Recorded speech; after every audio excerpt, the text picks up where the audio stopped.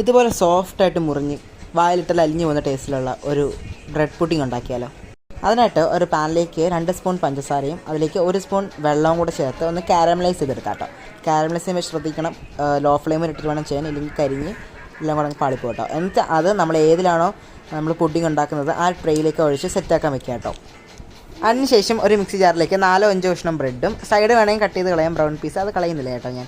അതിലേക്ക് ഒരു 4-3 table spoon പഞ്ചസാരയും അതിലേക്ക് 1/2 കപ്പ് പാലും കൂടെ ചേർത്ത് മിക്സ് ചെയ്തെടുക്കുക. അതിലേക്ക് പിന്നെ 2 മുട്ടയും കുറച്ച് വാനില ചേർത്ത് ഒന്നുകൂടെ അടിച്ചെടുക്കുക കേട്ടോ. എന്നിട്ട് നമ്മൾ നേരത്തെ സെറ്റ് ചെയ്യാൻ വെച്ച കാരമൽ ഇല്ലേ അതിൻ്റെക്ക് നമ്മൾ ഈ മിക്സ് ഒഴിച്ചു കൊടുക്കുക. അതിനുശേഷം ഒരു അലുമിനിയം ഫോയിൽ ഉപയോഗിച്ചിട്ട് നമുക്കതൊന്ന് കവർ ചെയ്ത് വെക്കാം. വേണമെങ്കിൽ അടച്ച് വെച്ചാൽ മതി. വെള്ളം ഇതിലോട്ട് ഇറങ്ങി കൊളവാതിരിക്കാൻ വേണ്ടിയാണ് ഞാൻ അലുമിനിയം ഫോയിൽ ഉപയോഗിക്കുന്നത്.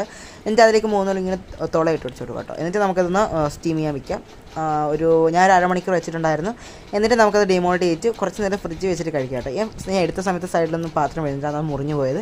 ഇതിൻ്റെ കിടിലൻ ടേസ്റ്റാണ്, വായിലിട്ട് നല്ലപോലെ അലിഞ്ഞ് പോകും. അതായത് സ്വീറ്റ് ഇഷ്ടമുള്ളവർക്ക് അടിപൊളി ട്രൈ ചെയ്ത് നോക്കുന്ന ഒരു ഐറ്റം കൂടിയാണ്. തിന്നിട്ട് പിള്ളേരുടെ ഫീഡ്ബാക്കാണ് എനിക്ക് ആവശ്യം. അപ്പോൾ നിങ്ങളിത് കേട്ടോ കേട്ടോ. എങ്ങനെയുണ്ട് അതുകൊണ്ട് പറ.